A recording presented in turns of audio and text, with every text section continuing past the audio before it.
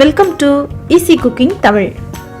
Hi friends, இன்றைக்கி நம்மளோட வீடியோவில் டிஃப்ரெண்ட்டாக ரவா பிரியாணி எப்படி பண்ணுறது அப்படின்னு பார்க்கலாம். அதுக்கு முன்னாடி நம்மளோட சேனலில் நீங்கள் என்ன சப்ஸ்கிரைப் பண்ணலைன்னா ரெட் கலர் சப்ஸ்கிரைப் பட்டனை கிளிக் பண்ணி சப்ஸ்கிரைப் பண்ணுங்கள். கூடவே வேறு பெல் ஐக்கானையும் கிளிக் பண்ணிக்கோங்க. நாங்கள் அப்டேட் பண்ணுற வீடியோவை உடனுக்குடனே நோட்டிஃபிகேஷனில் தெரிஞ்சுக்கலாம்.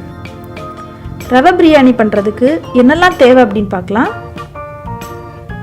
நான் இன்றைக்கி 1 கப் ரவை எடுத்துருக்கிறேன். 1/2 கிலோ சிக்கனை நான் ஃப்ரை பண்ணி எடுத்துருக்கிறேன். இதில் நீங்கள் தேவையான அளவு உப்பு, கொஞ்சம் மஞ்சள் தூள், காரத்துக்கு தகுந்த மாதிரி மிளகாய்த்தூள், கொஞ்சம் பெருஞ்சீரகத்தூள், கொஞ்சம் இஞ்சி பூண்டு பேஸ்ட், அப்புறமா கொஞ்சம் கொத்தமல்லி இதெல்லாம் சேர்த்துட்டு நல்லா மிக்ஸ் பண்ணி எண்ணெயில் ஃப்ரை பண்ணி எடுத்துக்கோங்க.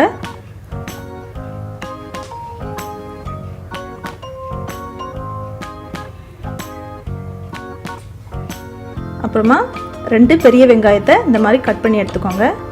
ஒரு தக்காளி, பெரிய தக்காளியை இந்த மாதிரி கட் பண்ணிக்கோங்க. 2 டீஸ்பூன் தயிர், 2 டீஸ்பூன் இஞ்சி பூண்டு பேஸ்ட்,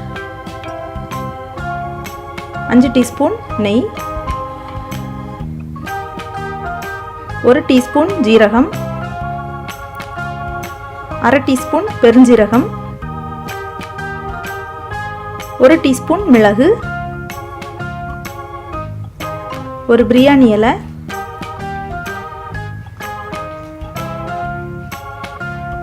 7 ஏலக்காய், ஒரு பட்டை, 6 கிராம்பு, ஒரு நட்சத்திர சோம்பு,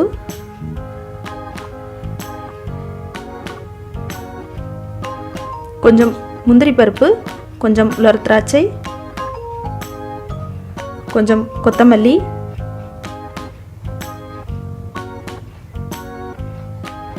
தேவையான அளவு உப்பு,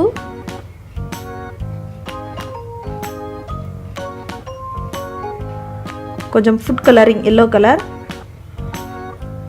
கொஞ்சம் ஆயில்,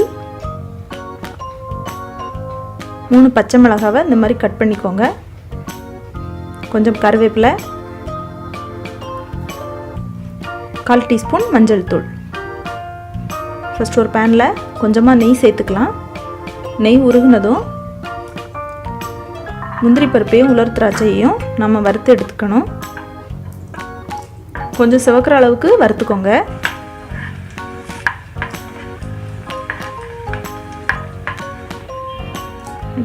இதை இனி தனியாக மாற்றி வச்சிடலாம். பாருங்கள், இதை இனி தனியாக வச்சுக்கலாம். இதில் கூட 1.5 டீஸ்பூன் நெய் சேர்த்துக்கோங்க. சேர்த்துட்டு ரவையை உள்ளே சேர்த்து கொஞ்சம் சிவக்கிற அளவுக்கு வறுத்துக்கலாம். பாருங்கள், ரவையில் நெய் நல்லா மிக்ஸ் ஆனதும் தீயை சிம்மில் வச்சுக்கோங்க, இல்லைன்னா உடனே கருகிரும்.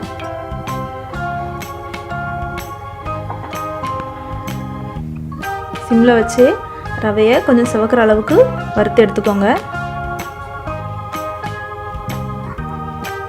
பாருங்கள், இந்த அளவுக்கு வந்ததும் நாம் இதை ஒரு பிளேட்டில் மாற்றி வச்சிடலாம்.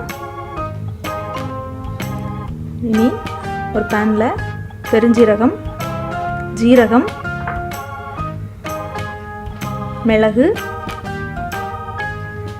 3 ஏலக்காய், நட்சத்திர சோம்பு, 3 கிராம்பு, பட்டை, அப்புறமா பிரியாணி இலை இதெல்லாம் சேர்த்துட்டு நம்ம நல்லா வறுத்து எடுத்துக்கலாம். இதுவும் கொஞ்சம் சிவக்கிற அளவுக்கு வறுத்துக்கோங்க. தீயை சிம்மில் வச்சுக்கோங்க, ஏன்னா ஜீரகம்லாம் சீக்கிரமாகவே கருகிரும். அதனால் தீயை நம்ம சிம்மில் வச்சுக்கலாம். இந்த மாதிரி சிவக்கிற அளவுக்கு வறுத்துட்டு இப்போ இதை நம்ம ஒரு தட்டில் மாற்றி ஆற வச்சிடலாம். இது ஆறுனதும் ஒரு மிக்ஸி ஜாரில் இது எல்லாத்தையும் சேர்த்துடலாம். சேர்த்துட்டு இதை இப்போ நம்ம நல்லா பொடி பண்ணி எடுத்துடலாம்.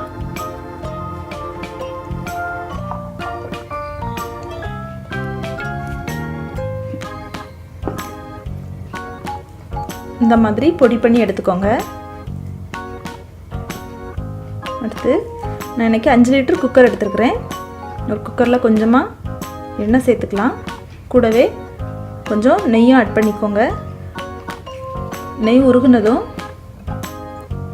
அதில் 3 கிராம்பு, 4 ஏலக்காய், அப்புறமா நம்ம வெட்டி வச்சுருக்கிற பெரிய வெங்காயத்தை ஆட் பண்ணிவிட்டு இதை எண்ணெயில் ஒரு வாட்டி நல்லா கிளறி விட்டுக்கோங்க. எண்ணெயெல்லாம் நல்லா மிக்ஸ் ஆகிற மாதிரி கிளறி விட்டுட்டு கொஞ்சமாக உப்பு சேர்த்துக்கலாம். அப்போ தான் வெங்காயம் சீக்கிரமாக வதங்கும். பாருங்கள், இது கொஞ்சம் பொன்னிறம் ஆகிற வரைக்கும் நம்ம இதை வேக வைக்கலாம்.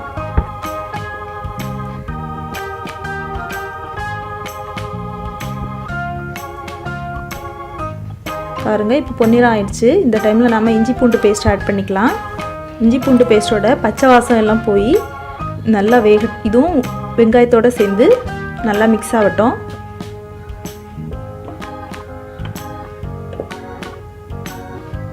பாருங்கள், இஞ்சி பூண்டு பேஸ்ட்டோடைய பச்சை வாசம் எல்லாம் இப்போ நல்லா போயிடுச்சு. இந்த டைமில் நாம் வெட்டி வச்சுருக்கிற தக்காளியை உள்ளே சேர்த்துடலாம். தக்காளி நல்லா குழையிற அளவுக்கு வேகட்டும்.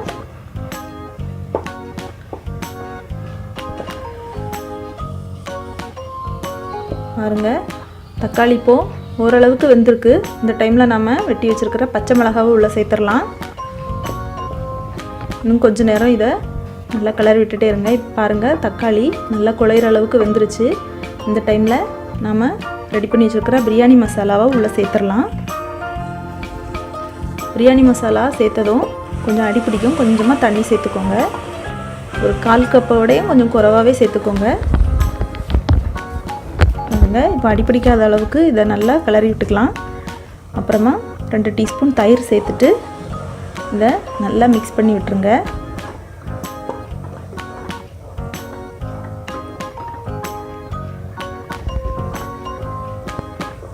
இது நல்லா மிக்ஸ் ஆனதும் மஞ்சள் பொடி ஆட் பண்ணிக்கலாம். அதையும் நல்லா கலந்து விட்டுருங்க.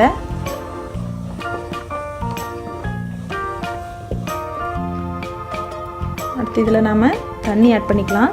1 கப் ரவைக்கு நீங்கள் எந்த கப்பில் ரவை எடுக்கிறீங்களோ அந்த கப்புக்கு 2 கப்பு தண்ணி சேர்த்துக்கோங்க. பாருங்கள், நல்லா கொதிக்குது. இந்த டைமில் நாம் ஃப்ரை பண்ணி வச்சுருக்கிற சிக்கனை உள்ளே சேர்த்துடலாம். ஒரு வாட்டி இதை கிளறி விட்டுக்கோங்க.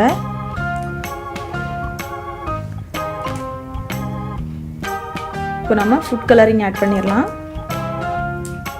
ஒரு வாட்டி மிக்ஸ் பண்ணி விட்டுருங்க.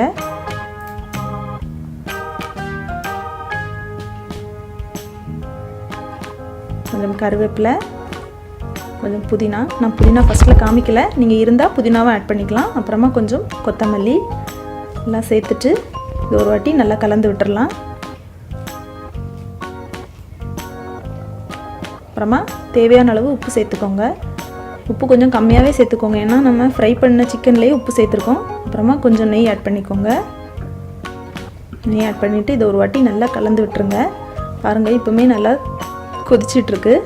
இனி நம்ம வறுத்து வச்சுருக்கிற முந்திரி பருப்பை உலர் திராட்சையும் உள்ளே சேர்த்துட்டு ஒரு வாட்டி மிக்ஸ் பண்ணிவிட்டு நம்ம வறுத்து வச்சுருக்கிற ரவையை உள்ளே சேர்த்துடலாம். சேர்த்துட்டு ஒரு வாட்டி நல்லா கலந்து விட்டுருங்க.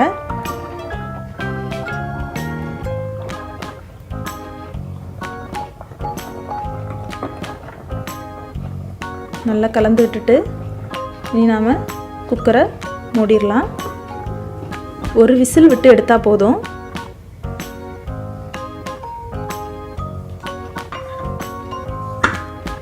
ஒரு விசில் வச்சு எடுத்துட்டு ஏரெல்லாம் நல்லா போனதும் நம்ம இதை ஓப்பன் பண்ணிடலாம்.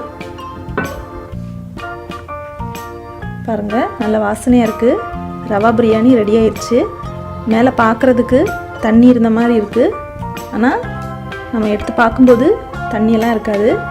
அது ரொம்ப சூடாக இருக்கிறதுனால நமக்கு பார்க்க அப்படி தெரியுது. இது கொஞ்சம் சூடு ஆறின பிறகு பார்த்திங்க அப்படின்னா நல்லா உதிரி உதிரியாக வந்துடும். ரொம்பவே சூப்பராக இருக்கும். நம்ம பிரியாணினாலே ரைஸில் தான் பண்ணுவோம். இது டிஃப்ரெண்ட்டாக நம்ம ரவையில் செஞ்சுருக்கோம். நீங்கள் இதை வீட்டில் ட்ரை பண்ணி பாருங்கள். நிச்சயமாக வித்தியாசமாக சூப்பராக இருக்கும். இந்த காரம், இதில் காரம் உங்களுக்கு பத்தலை அப்படின்னா நீங்கள் கிரேவி கூட சேர்த்து வச்சு சாப்பிட்டுக்கலாம். நம்ம ஃப்ரெஷ்ஷாக பிரியாணி மசாலா அரைச்சி நம்ம வச்சதுனால இதோடைய மனம் ரொம்பவே சூப்பராக இருக்கும். நீங்களும் இதை வீட்டில் ட்ரை பண்ணி பாருங்கள். இந்த வீடியோ உங்களுக்கு பிடிச்சிருந்தா லைக் பண்ணுங்கள். மறக்காமல் இந்த வீடியோவை உங்கள் ஃப்ரெண்ட்ஸுக்கு ஷேர் பண்ணுங்கள். எங்களுடைய சேனலை சப்ஸ்கிரைப் பண்ண மறந்துடாதீங்க. மேலும் இந்த வீடியோ பற்றின உங்களோட கமெண்ட்ஸை கமெண்ட் பாக்ஸில் டைப் பண்ணுங்கள். நன்றி.